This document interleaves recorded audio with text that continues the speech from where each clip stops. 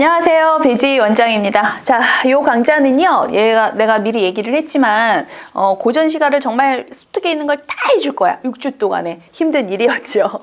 여러분들도 힘들었고, 나도 힘들었고. 하지만, 그럼에도 채 못한 두 편이 있어서, 그거까지는 마무리가 중요하잖아. 해서, 여러분들 3문, 이번 주에 들어가야 되니까, 제가 요 영상 촬영을 해서, 여러분들한테, 수업을 들은 여러분들한테는 모두 다, 핸드폰으로 그 영상을 보내줄 거예요. 그러려고 촬영하는 거니까 어찌됐든 요거 꼭 듣고 설사 학교에서 했어도 내 거 한번 들을까? 듣고 정리 한번 해두시는 겁니다. 자, 페이지 피겠습니다. 44페이지요. 자, 44페이지를 피시면 이게 화한가가 나와 있을까? 위에 모죽질한가는 했어요. 그래서 이제 화한가 한 편을 할 건데 사실 내용은 되게 간단한 거야. 그래서 한시라고 하는 건 다시 설명합니다. 한시라고 하는 건 얘들아 그냥 읽으면 돼.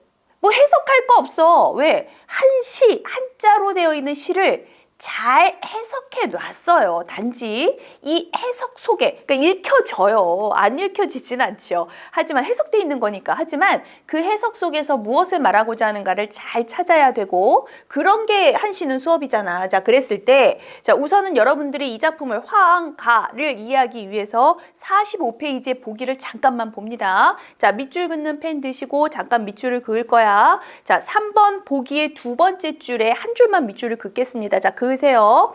화한가는 신문왕에게 간언한 설총에서라 화한계를 모티브로 삼는 거예요. 자, 칠판 그래서 제가 미리 써놨거든요. 시간을 절약하기 위해서. 자, 이제 잠깐 봐주시면 원래 설화 화한계라고 하는 작품이 있어요. 요거는 설화니까 산문의 형식으로 되어 있는 거고요. 좀 교과서에서 고2 때 교재에 나왔던 학생들이 많이 있을 거야. 그래서 한번 봤어요.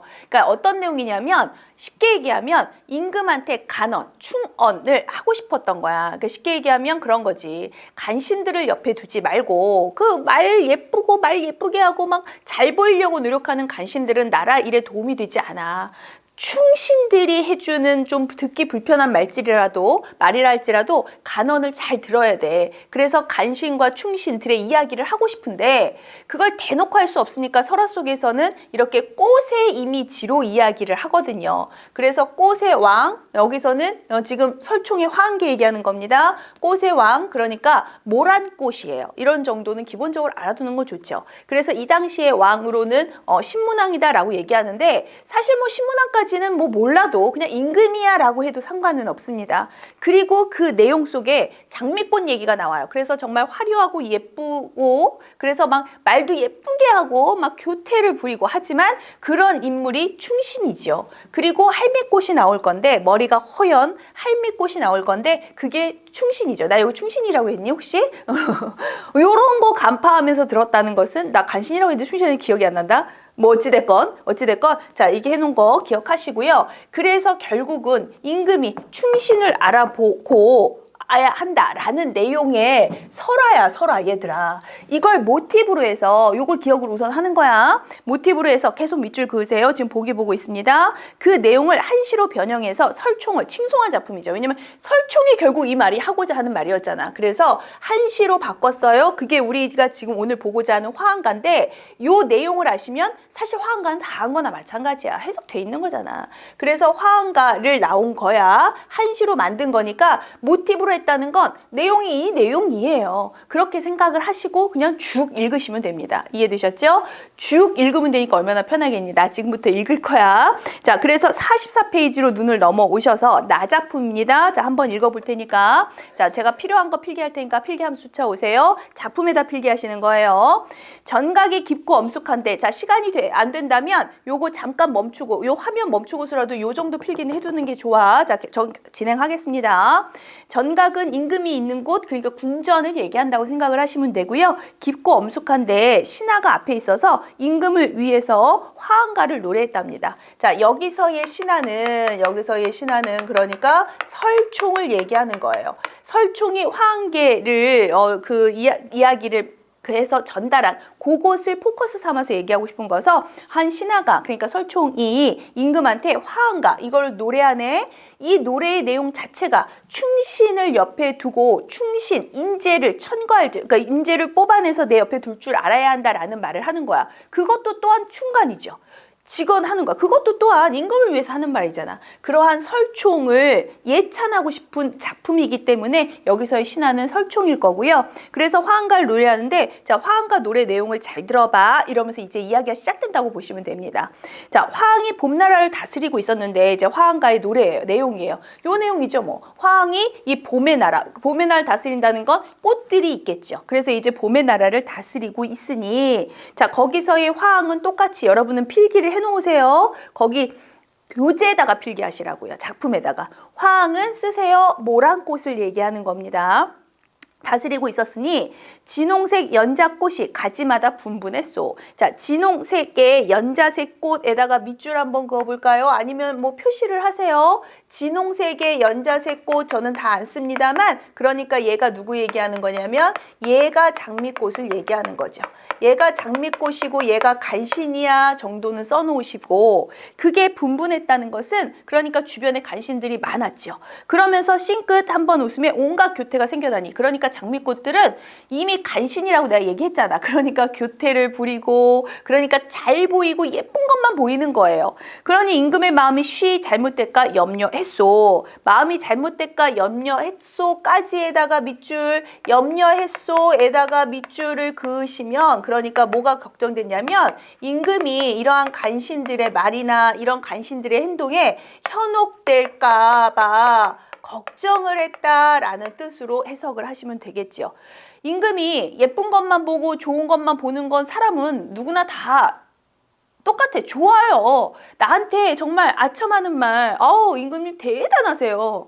배지 선생님 정말 수업 너무 잘해요. 이런 얘기 듣고 싶죠. 하지만 그게 다는 아니다. 그런 얘기만 듣고 현혹이 되면 사람이 뭔가 잘못된 것, 고쳐야 할 것들을 생각하지 않아. 알고 있지? 그래서 얘기하는 거야. 누가 알리오? 골짝 속에 머리 허연 백두옹이, 자, 밑줄 긋고 표시하셔야 됩니다. 자, 골짝 속에 머리가 허해서 백두옹이에요. 할아버지, 옹이 할아버지 늙은이라는 의미니까 백두옹이, 그러니까 할미꽃을 얘기하는 거고요. 화항기에서 나오는 거니까 결국은 충신을 얘기하는 건데, 알겠지만 그래도 한 번 더 표시할게요. 요 장미꽃, 화려한, 얘네는 세모. 자, 우리의 백두옹 당연히 동그라미, 충신과 간신 얘네 둘이 서로 대조를 이룹니다는 당연히 기본.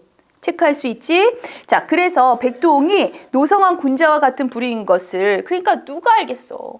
그러니까 사실은 이렇게 화려하고 예쁜 게 중요한 게 아니고, 이러한 백두옹, 머리는 허옇고 늙었지만 이런 백두옹이 정말 노성한 군자 같은, 그 밑에 뜻풀이 보세요. 그러니까 제대로 된 그런 노련한 군자인 것을. 자, 누가 알리오 모모인 것을 일로 끝났으니까 나 말로 할 거야 얘들아. 너희는 필기해. 도치법 쓰인 건 기본. 그치? 그리고 전반적으로 임금도 그렇고 충신도 그렇고 간신도 그렇고 꽃이지만 마치 신하와 임금이야의 비유된 표현들이고 행동들이 나오고 있기 때문에 당연히 의인법 쓰인 건 전반적인 핵심이고. 됐죠? 자, 거기 도치법 쓰시라고 제가 설명드렸어요. 자, 어찌됐거나 봄이 와서 온갖 잡초와 함께 뒤덮여서 천거할 길이 없으니 그것을 어휘하리요. 좀 안타깝죠. 무슨 말이냐면 잡초와 같이 막 섞여 있어서 천거할 수 없다는 것은, 그러니까 두드러지지도 않고, 그러니까 이런 인재들이 잘 두드러져서 나오지 않는 것이 좀 안타까운 현실입니다. 얘네들 때문에 더욱 그러하기도 하죠. 그러니 나라를 이룰지 엎을지를 일찍 구별해야 하니, 사실은 여기 화항계에서도 마찬가지잖아. 이쪽에다 좀 필기할게. 화항계에서도 마찬가지로 백두옹이 나와서 임금한테 정말 제대로 된 말을 한마디 하거든요. 자, 그 말이라고 생각을 하시면 됩니다. 무슨 말이냐면, 나라를 이룰지 엎을지, 나 요거 지워도 되겠니? 지울게. 여기까지 내가 너무 넘어가면 안 될 것 같아서 지워도 되니는 누구한테 물어보는 거야? 뭐 너희가 안 된다고 한들 말이 들리지도 않는데. 자, 어쨌든 자, 나라를 요거를 대사라고 보겠습니다. 나라를 이룰지 엎을지를 일찍 구별해야 하니 색황이 어찌 현인을 가까이 하는 것만 하리요. 자, 요거 해석이 잘 안 되실까 봐. 색황이 어찌 현인을 가까이 하는 것만 가까이 하는 것만 하리오라고 하면서 마무리 여기까지요. 요거를 나라를 이룰지 엎을지를 잘 결정하셔야 합니다. 라고 얘기를 하면서 색황이 밑에 뜻풀이 있어요. 여색만 가까이 하는, 그러니까 부정적인 왕이겠죠. 그리고 현인을 가까이 하는 사람, 이게 긍정적인 내용이겠죠. 두 개를 대조해서 이렇게 얘기합니다. 잘 들으세요. 그러니까 부정적인 이런 왕이요. 이런 왕이 어찌 현인을 가까이 하는 긍정적인 왕이요. 그것만 하겠어요. 얘가 어찌 얘만 하겠어. 얘만 따라오지도 못해. 즉 얘가 옳아요. 즉 더 노련하게 얘기해요. 나라를 잘 이룰 수 있는 건 이런 현인, 그러니까 충신들을 옆에 뒀을 때고, 색황을 옆에 두면 그러니까 나라가 엎어지는 거죠. 이거 어디다 표시할까? 이렇게 표시하면 헷갈릴 것 같아요. 나라가 엎어지는 거죠. 그러니 나라를 이룰지 엎을지는 잘 결정해야 돼요. 현인을 가까이 해야죠. 색황이 어찌 얘만 하겠어요. 아우, 택도 안 돼. 이해되셨습니까? 그러니 이렇게 하셔야 됩니다. 라고 제가 따옴표 해드렸어요. 자, 그 뒤에 들어갑니다. 이 한마디에, 그러니까 요렇게 누군가가 한마디를 한 거죠. 이 한마디, 당연히 충신이 해야 되니까 여기서는 백도원, 그러니까 할미꽃의 한마디라고 보셔야 됩니다. 이 한마디에, 자, 임금이 미혹이 풀린 신라 임금이요. 그러니까 혹하려던, 그러니까 쉽게 얘기하면 넘어가려던 마음이 풀렸어요. 그래서 정신을 차리신 거죠. 그래서 계림을 풍동시켜, 아주 쉽게, 밑에 뜻풀이 있습니다. 쉽게 설명해요. 그러니까 신라, 이 나라를 잘 교화시켜 가지고요, 태화를 이루었어요. 그러니까 평화로운 시대를 이루었죠. 그러니까 정신 차리신 거예요. 그러다 보니까 그 소리는 이거를 현인을 가까이, 그러니까 충신들을 이제 가까이 하시기 시작했다는 소리고, 그런 내용이 뒤에 있습니다. 상가들을 다 다녀서 꽃향기를 모으니 난송과 뒤약이 빽빽하게 늘어섰네. 자, 표시하세요. 꽃향기를 많이 모았고요. 난송과, 그래서 뒤약이 빽빽하게 내 앞에, 임금 앞에 늘어섰다는 건, 물론 이 작품은 꽃을 의인화하다 보니까 이렇게 표현된 거지만, 그렇게 쉽게 얘기하면 걔네들은 다 인재, 그러니까 충신들이라고 보시면 됩니다. 제대로 된 인재들이 그냥, 그러니까 쫙 내 앞에 임금 앞에 늘어섰으니 얼마나 나라가 잘 되겠어, 이런 뜻이에요. 결국 훌륭해라 당시의 설총 스승이여. 자, 밑줄 한번 그어볼까요? 자, 훌륭해라 당시의 설총 스승이여, 이여 라고 했으니까 영탄법이 쓰였고요. 설총 스승이여, 훌륭해라, 훌륭하구나, 설총을 아주 극찬, 예찬하고 있는 부분이죠. 그러니까 이렇게 이런 화음가 노래를 지어서 임금한테 이런 내용을 설명해 준 게 설총이라는 거야. 그러니까 훌륭하죠. 그러다 보니 보물피리 소리에 온갖 풍파가 멎었구나. 사실 보물피리 소리에다가 우선 밑줄 그으시고요. 온갖 풍파가 멎었다는 것은 그러니까 풍파, 나쁜 거잖아. 그게 멎었다는 건 이제 나라가 화목, 태평하게 됐다는 거야. 일반적으로 보물피리 소리는 사실은 얘들아 어떤 설화의 내용을 좀 갖다가 쓴 내용이에요. 그러니까 무슨 피리를 불었더니 나라가 화목했다 이런 건데, 그런 거 다 중요하지 않아. 그냥 아주 쉽게요. 그러니까 결국은 보물피리수는 설총의 이 이야기, 설총의 말, 그러니까 설총이 이렇게 화음가의 내용으로서 이렇게 임금한테 전달할 충언이, 그것 때문에 나라가 풍파가 멎었어요? 잘 됐어요? 그러니까 화평하게 되었어요? 태평하게 되었구나를 얘기를 하는 겁니다. 그러다 보니까 설총을 우리는 예찬할 수밖에 없는 거죠. 내용 이해되셨어요? 자, 한시는 해석이 거기에 너희가 모르는 글자가 어디 있니? 글자 해석을 하라는 소리가 아니잖아. 글자는 읽어요. 그런데 그러니까 여기서 뭘 얘기하는 거야? 갑자기 얘는 누구야? 이거는 뭐야? 대사야? 그럼 무슨 대사야? 뭘 어떻게 해라는 거야? 요런 것들을 구분하는 것이 한시에서의 원하는 내용이죠. 그리고 표현법은 제가 생각나는 거 했습니다.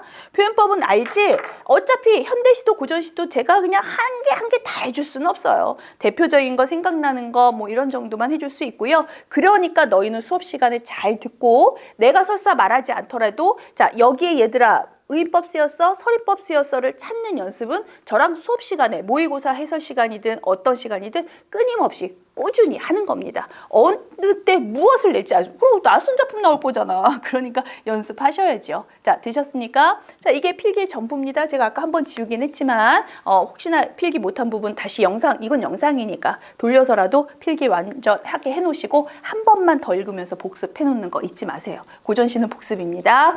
자, 이 작품 마무리할게요. 저 다음 작품 가겠습니다. 자, 마무리하겠습니다.